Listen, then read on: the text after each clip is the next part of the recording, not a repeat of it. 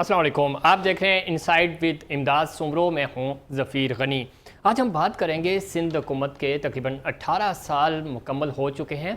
सूबे में मुसलसल पाकिस्तान पीपल्स पार्टी की हुकूमत है। सूबे की तरक्की की बात करें, चैलेंजेस की बात करें तो इन 18 सालों में कितनी तरक्की हुई, क्या क्या चैलेंजेस दरपेश रहे पाकिस्तान पीपल्स पार्टी को, और अगर तरक्याती कामों की बात करें तो वो कौन कौन से बड़े प्रोजेक्ट्स हैं जिनके पर पाकिस्तान पीपल्स पार्टी ने काम किया। मुराद अली शाह साहब की अगर हम बात करते हैं तो 10 साल उनको भी मुकम्मल हो गए। जब मुराद अली शाह साहब ने चार्ज संभाला था तो बड़ी शादियाने बजाए जा रहे थे और खुशी का इजहार किया गया था।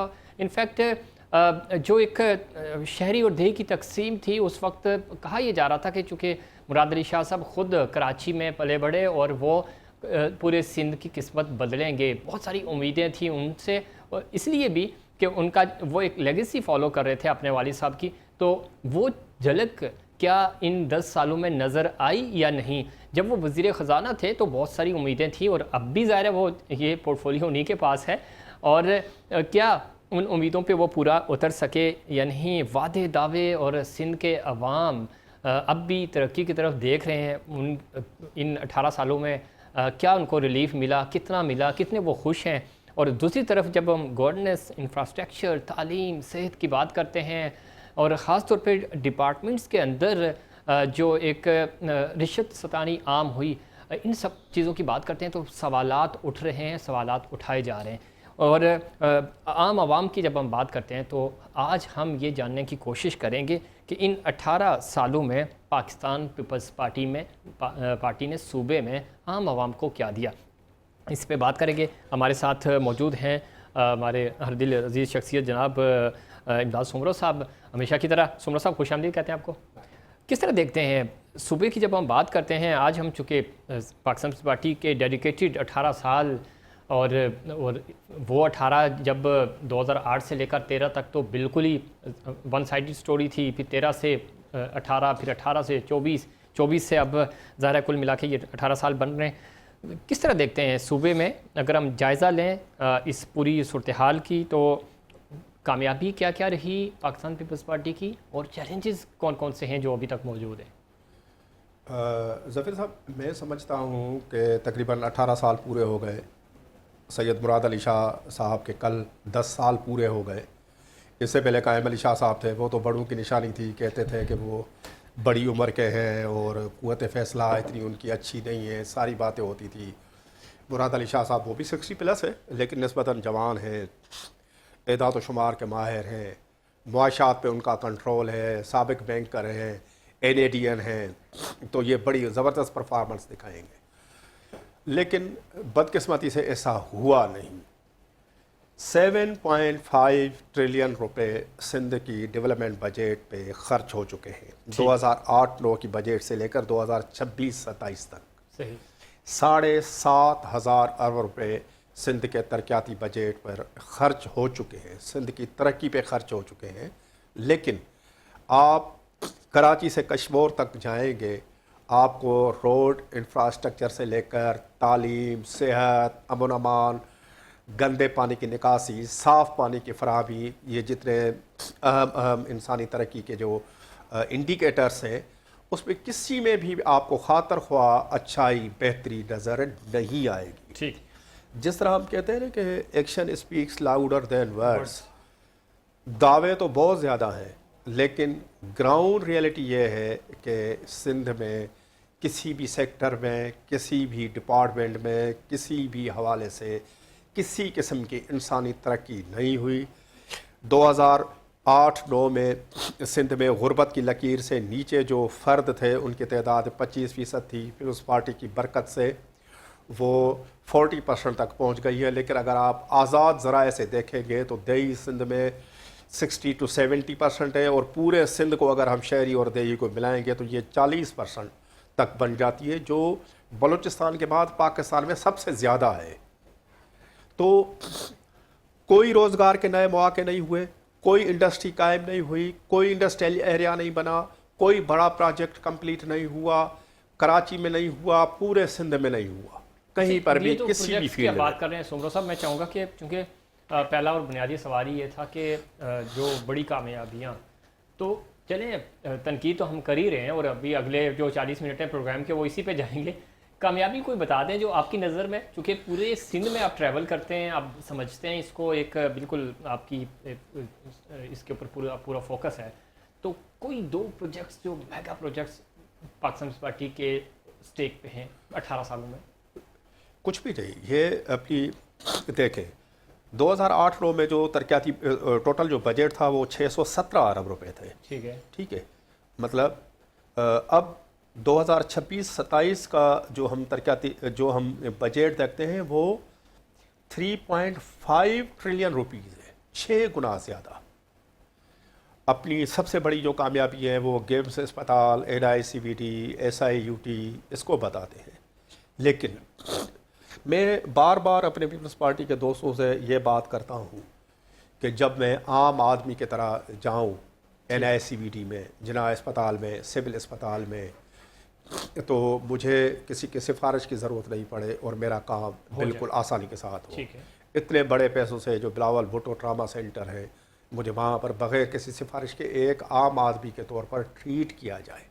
یہ تو ہو گئے بڑے منصوبے, لیکن بدقسمتی سے اس طرح ہے نہیں. اگر آپ کے پاس سفارش نہیں ہے, میں آپ کو ایک چھوٹی سی مثال دیتا ہوں کہ ہمارے سینئر صحافی BBC کے ریاض سہیل تھے, ضیاء رحمان صاحب تھے, یہ گئے تھے اپنی بچی کو اٹیک ہوا تھا ان کو لے کر, تو اس پر NICVT کے گارڈز نے اور ڈاکٹرز نے مل کر بہیمانہ تشدد کیا تھا.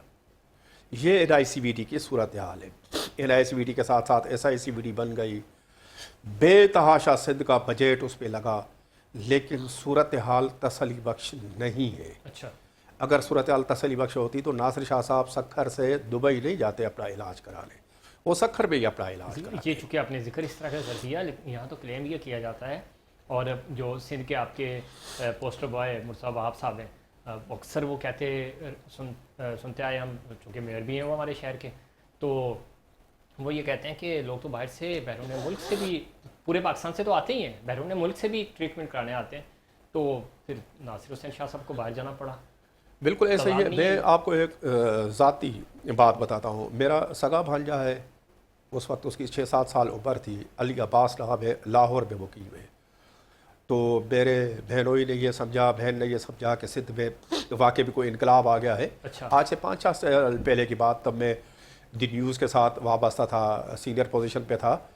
تو میں ان کے دل میں سوراخ تھا بچے کی.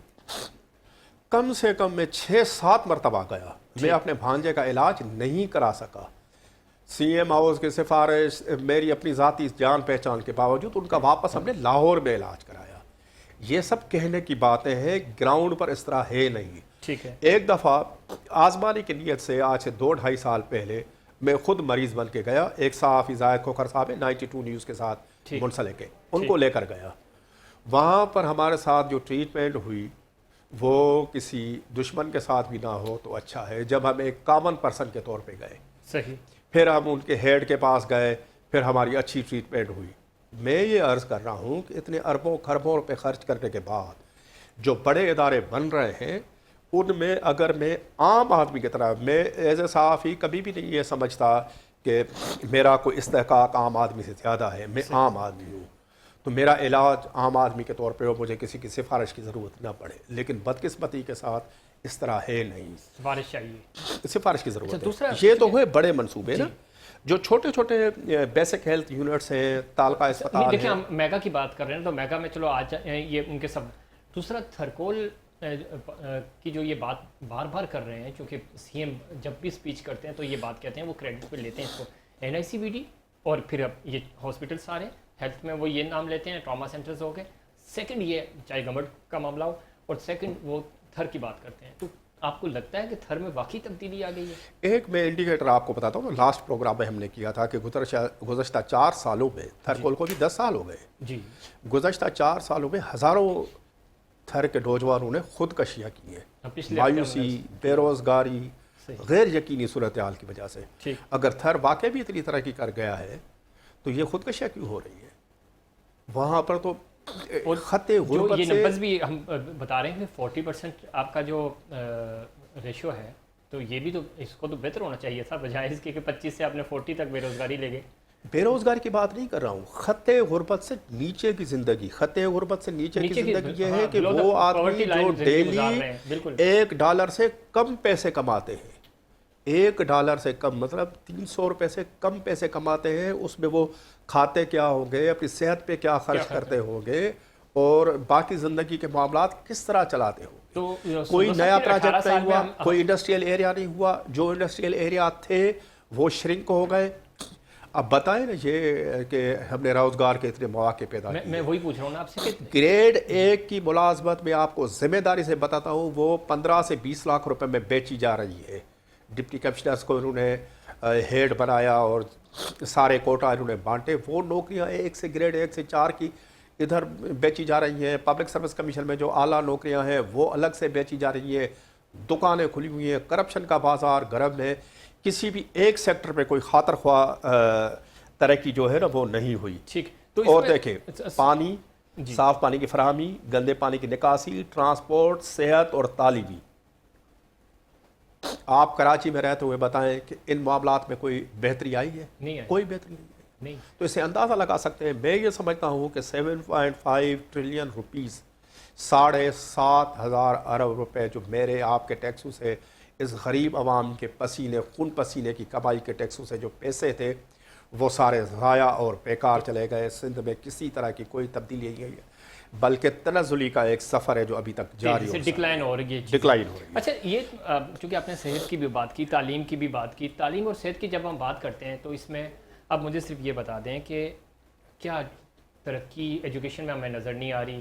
بجٹ آپ کو مل رہا ہے، سب کچھ ٹھیک ہے اپنی جگہ، تو یہ ڈیولپمنٹس ایجوکیشن تباہ ہو گئی ہے، اور آگے ذرا اگلا سیگمنٹ بھی ہمارا ایجوکیشن پہ ہی ہے کہ اس میں کیا کچھ ہو رہا ہے۔ تو جب صرف اسپیسیفک، ہاں میں اس لیے کہہ رہا ہوں کہ بجٹ کی بات کریں ایجوکیشن کی، تو یہ فنڈنگ بھی مل رہی ہے، تعلیم کے اوپر بڑی رقم بھی رکھی جا رہی ہے، معیار گرتا جا رہا ہے، کیوں؟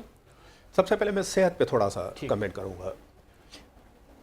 مجھے ایک سینئر ڈاکٹر نے اپنی مطلب وہ بڑے ایماندار آنیسٹ آفیسر ہیں ایک بہت ہی بڑی اسپتال میں، اس نے مجھے کہا کہ جب آپ کا مریض جو ہمارے بڑے اسپتال میں پہنچتا ہے، ٹھیک ہے، تو جس ٹیبل پہ ہم اس کی ایکس رے کرتے ہیں وہ ٹیبل بھی 2 نمبر ہے۔ اچھا، وہ جو 2,000 کی ٹیبل، 2 لاکھ روپے کی ٹیبل ہے، ہمیں 20 لاکھ روپے میں ملتی ہے، مطلب اس میں ایکس رے صحیح ہوتا ہے، خاص قسم کی ٹیبل ہوتی ہے، ایکسیڈنٹ کی صورت میں اس میں جو دھاگا مریضوں کے زخموں کو سینے کے لیے استعمال ہوتا ہے وہ دھاگا 2 نمبر ہے۔ آپ کے دل میں جو اسٹنٹ لگایا جاتا ہے وہ 2 نمبر ہے۔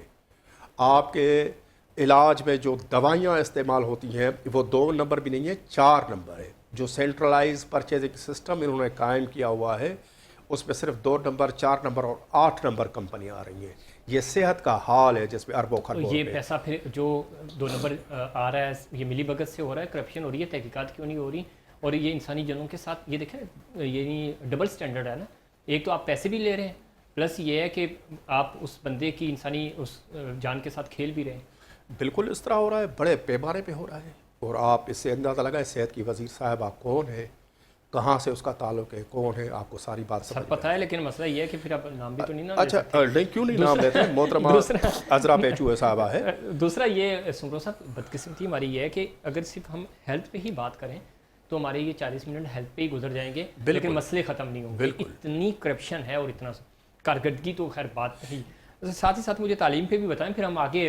تعلیم میں سرکاری جو اعداد شمار ہیں، اتنے اربوں خربوں روپے خرچ کرنے کے بعد تعلیم کے جو وزیر ہیں سید سردار شاہ صاحب، ہمارے ایکس کولیگ ہیں، صحافی رہ چکے ہیں، رائٹر ہیں، سندھ کے شاعر ہیں، بڑی اچھی باتیں کرتے ہیں قوم پرستی کی، سندھ کی خدمت کی، لیکن بدقسمتی سے تعلیم کے شعبے میں کوئی بہتری نہیں آئی۔ صحیح، تعلیم میں 2-3 ایجوکیشن ڈپارٹمنٹ میں 2-3 پروجیکٹس ورلڈ بینک اور ایشین ڈیولپمنٹ بینک کے تعاون سے چل رہے ہیں، لیکن آن گراؤنڈ صورتحال یہ ہے کہ جو بندہ 2,000 روپیہ ڈیلی کماتا ہے وہ بھی سرکاری اسکول پہ اپنا بچہ داخل کرانے کے لیے تیار نہیں ہے۔ ایسے ہی آپ کے جتنے بھی جاننے والے ان پہ ایک بچہ بھی بتا دے جو سرکاری اسکول پہ ہے، سرکاری اسکول میں کوئی نہیں جانا چاہتا اور سرکاری ہاسپٹل میں کوئی نہیں جانا چاہتا، یہ ہے۔ مجھے ایک سینئر صحافی کی باتیں یاد آ رہی ہے، اس کا کہنا یہ ہے کہ اگر آپ پرائیویٹ علاج پاکستان میں افورڈ نہیں کر سکتے تو سرکاری اسپتال میں ذلت اٹھانے سے بہتر ہے کہ آپ اپنے گھر میں ایڑیاں رگڑتے ہوئے مر جائیں. یہ صورت حال ہے ہماری. افسوسناک ہے. اور میرے گاؤں میں ایک بندہ ہے جو گدا گاڑی چلاتا ہے, 700-800 روپے کماتا ہے. اس نے اپنے بچے کو سرکاری اسکول میں پرائیویٹ اسکول میں داخل کرایا جہاں 2000 روپے فیس ہے. چھوٹا سا شہر ہے, 7 CM صاحب کا شہر ہے. تو میں نے اس سے پوچھا کہ یار آپ سرکاری اسکول اتنا شاندار عمارت ہے اس میں کیوں؟ اس نے کہا وہ جو سائیں ہیں, استاد کو سائیں کہتے ہیں, جو ٹیچر ہے نا, ایک تو وہ اپنا مرغا لے کر آتا ہے سرکاری اسکول میں, مرغے کھڑے کرتے ہیں اور وہ گالیاں بہت دیتا ہے, اس لیے میں نے اپنے بچے کو پرائیویٹ اسکول کیا سیکھے گا وہ؟ تو یہ بیسک آپ کی جو ایجوکیشن ہے اس کے جو سوالات ہیں. ایک اچھی چیز یہ ہوئی ہے کہ ابھی انہوں نے جو ٹیچر بھرتی کی ہیں وہ بڑے پڑھے لکھے کمپیٹنٹ ہیں, وہ میرٹ پہ آئے ہیں. جو ان کا میرٹ ہے وہ ان کو میرٹ دینے چاہیے. باقی RSU سے لے کر جتنے بھی فارن فنڈیڈ پروگرام ایجوکیشن میں چل رہے ہیں وہ سب کرپشن کے گڑھ ہیں اور بڑے پیمانے پہ وہاں پر کرپشن اور اس پہ ہم بات بھی کریں گے آگے ایک فالو اپ سٹوری کے طور پہ کہ اس میں بہتری لائی کیسے جا سکتی ہے اور اس پہ بہتر کام کیسے ہو سکتا ہے. جناب پھر کرپشن ہی کی بات ہو رہی ہے اور ہر جگہ ہو رہی ہے, ادھر لیفٹ رائٹ اگر ہم بات کریں تو بھی, لیکن اب مسئلہ یہ ہے کہ سندھ کے اربوں روپے کی ترقیاتی منصوبے سینٹ کی کمیٹی کے اندر بھی ڈسکس ہوتے ہیں اور سنگین اعتراضات اٹھائے گئے ہیں اس کے اوپر. اب یہ بتائیں کہ قائمہ کمیٹی نے سندھ حکومت کے متعدد غیر ملکی فنڈڈ منصوبوں پر انتہائی سخت ریمارکس دیے. کیا آپ اس کو ایک معمول کی پارلیمانی نگرانی سمجھتے ہیں یا واقعی یہ ایک بڑا گورننس کا مسئلہ ہے, بحران ہے؟ سمرو صاحب کس طرح دیکھتے ہیں اس کو؟ اچھا, یہ کوئی سیاسی الزام نہیں ہے. یہ جو سینیٹ کی کمیٹی نے جو اعتراضات اٹھائے ہیں یہ BRT منصوبہ ہے نا, بس ریپڈ ٹرانزٹ منصوبہ, اس پہ ہم مکمل ایک پروگرام کر چکے ہیں. آج یہ دیکھیں نا ہماری اس خبر کو سینٹ کی قائمہ کمیٹی نے بھی سیکنڈ کیا چونکہ اسی پہ تو ان کے اعتراضات ہیں. بالکل. اب دیکھیں یہ سیاسی الزام اس لیے نہیں ہے کہ یہ پاکستان کی جو سینیٹ ہے اس کی قائمہ کمیٹی برائے اقتصادات اکانومک جو کمیٹی ہے اس میں یہ آیا ہے لاگت زیادہ ہو گئی, پیسے زیادہ ادا کیے گئے, فزیکلی کام کچھ بھی نہیں ہوا. ٹھیک. انہوں نے 2 ایشوز کو خاص طور پر ہائی لائٹ کیا ہے. ایک 26 کلومیٹر کا جو ہے ریڈ لائن جو منصوبہ ہے, یہ ملیر ہال سے ٹاور وایا یونیورسٹی روڈ نمائش, ٹھیک ہے, اس میں 3.5 لاکھ شہری روزانہ سفر کریں گے. یہ ریڈ لائن منصوبہ ہے لیکن ابھی تک کام جاری ہے اور لوگوں کی زندگی اجیرن ہے. دوسرا ہے یلو لائن منصوبہ, یہ 80 ارب روپے سے شروع ہوا, 2023 میں مکمل ہونا تھا, 20 ارب روپے کا اس میں اضافہ ہو چکا ہے اور اب یہ 80 ارب روپے سے 200 ارب روپے تک پہنچ گیا ہے. سندھ حکومت نے اپنے ہاتھ کھڑے کر دیے اور یہ منصوبہ اب FWO کو دیا گیا ہے. دوسرا منصوبہ جو سینیٹ کمیٹی میں آیا وہ یلو لائن منصوبہ ہے, یہ 61 ارب روپے سے شروع ہوا, 200% اس پہ اضافہ ہوا, اب اس کی لاگت 178 ارب روپے ہوئی ہے. صحیح. اس پہ 8 ارب روپے کی مالی باضابطگی بھی ظاہر ہوئی تھی. ٹھیک ہے. یہ روٹ ہے داؤد چورنگی, لانڈھی, کورنگی, FTC, شارع فیصل, کشمیر روڈ, خدا دال کالونی سے ہوتے ہوئے یہ ریڈ لائن منصوبے سے ملنا تھا. اس کی لمبائی 21 کلومیٹر ہے اور متوقع مسافر 3 لاکھ روزانہ ہے. صحیح. لیکن یہ منصوبہ بھی ابھی تک انکمپلیٹ ہے. اس پر انہوں نے بڑی تشویش کا اظہار کیا ہے. انہوں نے جو چیئرمین پلاننگ اینڈ ڈیولپمنٹ ہے سندھ کا, ان کو ان پرسن بلایا ہے اور ہو سکتا ہے کہ یہ جو اکانومک کمیٹی ہے سینیٹ کی, سینیٹر سیف اللہ عبدو صاحب اس کو ہیڈ کرتے ہیں, ہو سکتا ہے کہ یہ منصوبہ بھی نیب یا FIA کے سپرد وہ بھیج دیں, سفارش کریں کہ اس کی وہ انکوائری کریں. ٹھیک ہے. تو اب یہ جو کرپشن تھی یہاں تک تھا, اب وہ سینیٹ تک بھی معاملہ پہنچ گیا ہے اور فیڈرل گورنمنٹ تک بھی پہنچ گیا ہے. اچھی بات ہے نا یہ تو سندر صاحب, تاکہ کہیں کوئی آواز اٹھائی جائے تاکہ اس کے اوپر کام بھی ہو اور پھر جو بے ضابطگیاں ہو رہی ہیں ان کو روکا بھی جا سکے. اچھا, کمیٹی میں جب بعض منصوبوں کے حوالے سے بات ہوئی کہ 26% اور کچھ میں 38% کام ہوا لیکن تقریباً مکمل ادائیگیاں کر دی گئی ہیں, یہ مالیاتی نظم و ضبط کا مسئلہ ہے یا ممکنہ طور پہ کوئی بے ضابطگیاں ہیں؟ اس کو آپ کس طرح دیکھتے ہیں, چونکہ ٹیکنیکل گراؤنڈ پہ تو اس طرح نہیں ہوتا جس طرح یہ بتایا جا رہا ہے. اچھا, ایک پیکیج میں 26% کام ہوا, جی, ریڈ لائن میں ادائیگی 100% ہو گئی, کام صرف 26% ہوا. یلو لائن میں 55% کام ہوا, 99% مینس وہ بھی 100% ہو گئی, وہ ادائیگی ہو گئی. ٹھیک. اس کی کوئی قانونی اور معاہداتی وجہ نہیں ہے, حکومت نے کوئی دستاویز عوام کے سامنے نہیں رکھا، فزیکلی کچھ بھی نہیں ہے. اب سمرو صاحب اس طرح لگ رہا ہے جس طرح بتا رہے ہیں کہ وہ پسینہ خشک ہونے سے پہلے ہی ادائیگیاں ہو گئی ہیں. وہ اس لیے ادائیگی ہو گئی کہ ان کو اپنی کمیشن، جس کو کمیشن کہتے ہیں لیکن اصل میں وہ رشوت ہے، کک بیکس ہے، وہ ملنے تھے، تو اس لیے انہوں نے ادائیگی کر دی نا. اب اس کو پھر کیا ہوگا، ادائیگیاں ہو گئی، ٹھیکیدار ہاتھ کھڑے کر دے گا، پھر یہ ریوائز اسٹیمیٹ آئے گی. ٹھیک ہے. 100 ارب روپے کا منصوبہ آپ کو جا کر 400 ارب روپے، پھر کھانے کا مسئلہ ہوگا. پھر کھانے کا مسئلہ ہوگا. ٹھیک ہے. تو پھر اس میں جو یہ جو ایک بات اور ہے، اسی میں سوال ایڈ کر لیتے ہیں. ریڈ لائن BRT کی لاگت جو ہے تقریباً $490 ملین سے بڑھا کر $590 ملین ہو گئی. اب یہ اضافہ ناقص منصوبہ بندی ہے، نتیجے کا یا معاشی حالت کا، یا کسی اور وجہ، یا پھر اگین کک بیکس کا ہی معاملہ ہے؟ بالکل کک بیکس اور رشوت ہے، اس کا معاملہ ہے. لیکن میں ایک پوائنٹ آپ کو توسط سے میں ریز کرنا چاہتا ہوں کہ منصوبے کی تاخیر کی وجہ سے $11 ملین اضافی سود بھی ادا کیا جائے گا. یہ جتنے بھی فارن فنڈیڈ منصوبے ہیں نا، تعلیم کے ہوں، روڈ کے ہوں، جتنے بھی ہوں، ہیلتھ کے ہوں، یہ منصوبے 5% سود پہ لیے جاتے ہیں ورلڈ بینک سے اور ایشین ڈیولپمنٹ بینک. ٹھیک ہے. آپ کے میری اولاد سود چڑھتا رہے گا، آپ کی میری اولاد، ان کی اولاد، ان کی اولاد، یہ سود ادا کرتے رہیں گے. ٹھیک. اور پتہ نہیں یہ سود اور قرضہ کب اترے گا. یہ جو ہمارا پولیٹیکل ایلیٹ ہے، جو حکمران طبقہ ہے، جو بے دریغ پیسے لیتا ہے اور پھر ریوائز اسٹیمیٹ کرتا ہے، یہ تو بیلا لوٹنے آئے، یہ تو اپنے سوئٹزرلینڈ، کینیڈا، امریکہ اور دبئی وغیرہ بھاگ جائیں گے. یہ ہمیں ہی پیسے بھرنے ہیں، یہ عوام کے اوپر ہی جو ہے بوجھ ڈلے گا، ذرا ٹیکسز بڑھ جائیں گے. جی جی. تو اس میں یہ بات آپ کی بالکل درست ہے. جب ہم اس کی مالی بوجھ کی بات کرتے ہیں تو ظاہر یہ سود سمیت ہمیں سب کو واپس کرنا پڑے گا، عام عوام کو. دوسرا سمرو صاحب، یلو لائن کی جب ہم بات کرتے ہیں، اس کی بھی جو لاگت ہے وہ $439 ملین سے بڑھ کر $620 ہو گئی. یہ کاسٹ اتنا بڑا جو فرق آتا ہے بین الاقوامی معیار کے مطابق، معمول کی بات ہے یا یہ معمول کی بات نہیں ہے؟ آپ نے ایک کٹ لائن سیٹ کی کہ 2023 میں یہ منصوبہ مکمل ہوگا. وہ مکمل نہیں ہوا، ڈالر کا ریٹ بڑھ گیا، پھر اس پہ اضافہ ہوا، پھر اس پہ اضافہ ہوا. کسی منصوبے کا 200% اضافہ ہونے کا مطلب آپ سمجھتے ہیں کہ وہ عوام کے اوپر کتنا بوجھ ہے. یہ تکنیکی ناقص ہے، مالی نظم و ضبط میں سنگین خامیاں ہیں. تو اس میں جو رسک اسیسمنٹ کیا جاتا ہے وہ کہاں ہے، کنٹیجنسی پلان کہاں ہے، کاسٹ کنٹرول کیوں نہیں ہوئی. 2023 کا منصوبہ ہے تو 2023 میں ہی پورا ہونا تھا، 2023 میں پورا نہیں ہوا.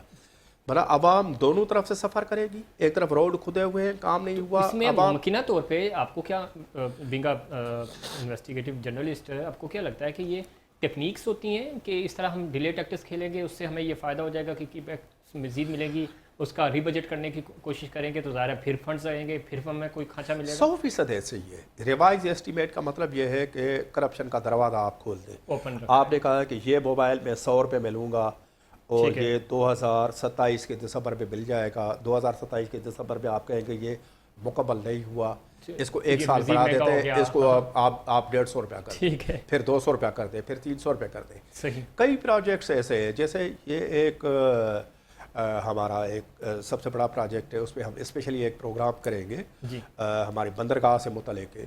وہ 400 گنا اس کی کاسٹ بڑھ گئی ہے، لیکن وہ ابھی تک کام مکمل نہیں ہوا.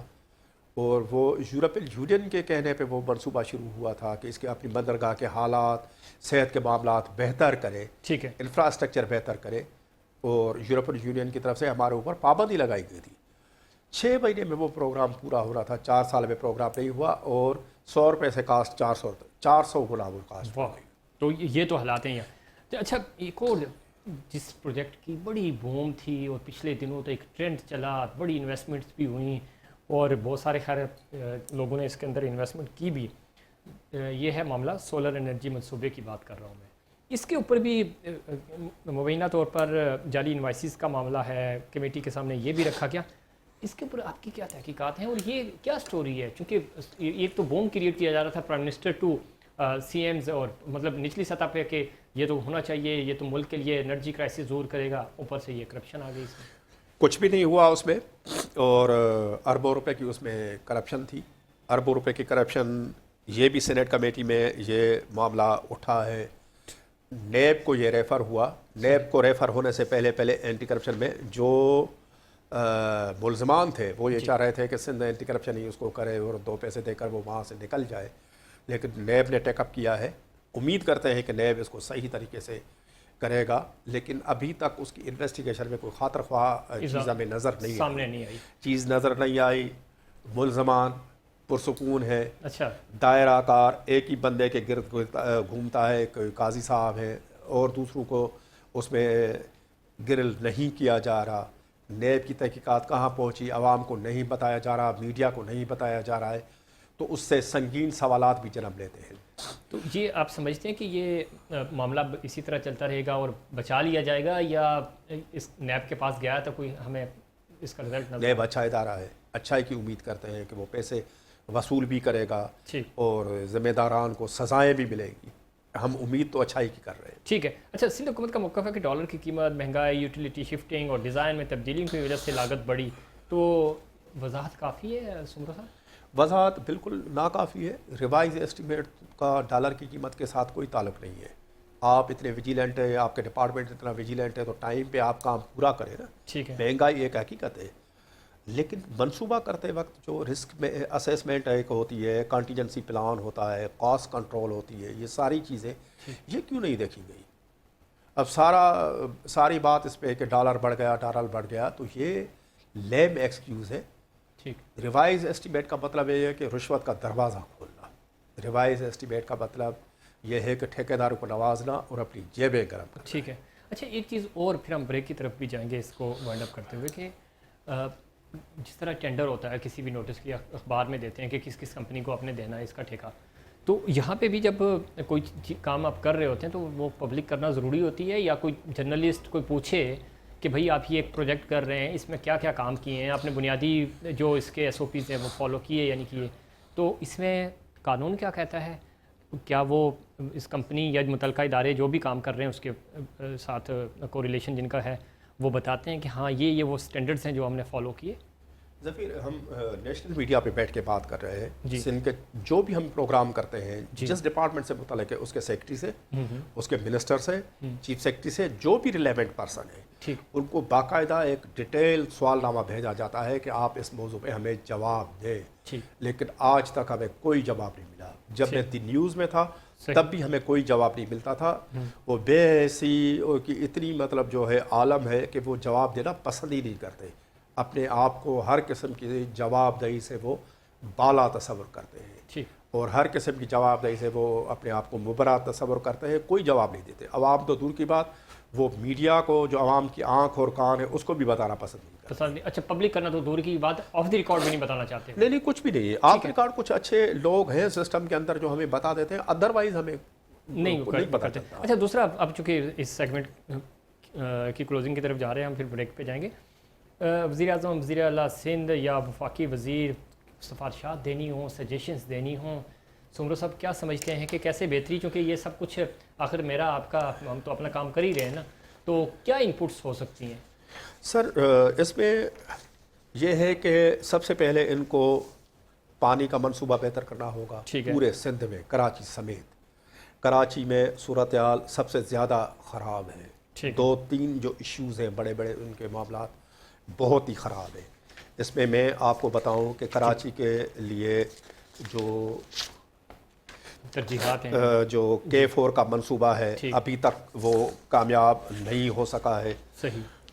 منا کراچی کو ضرورت کے مطابق جو پانی ہے 40% پانی کم مل رہا ہے. ٹھیک ہے.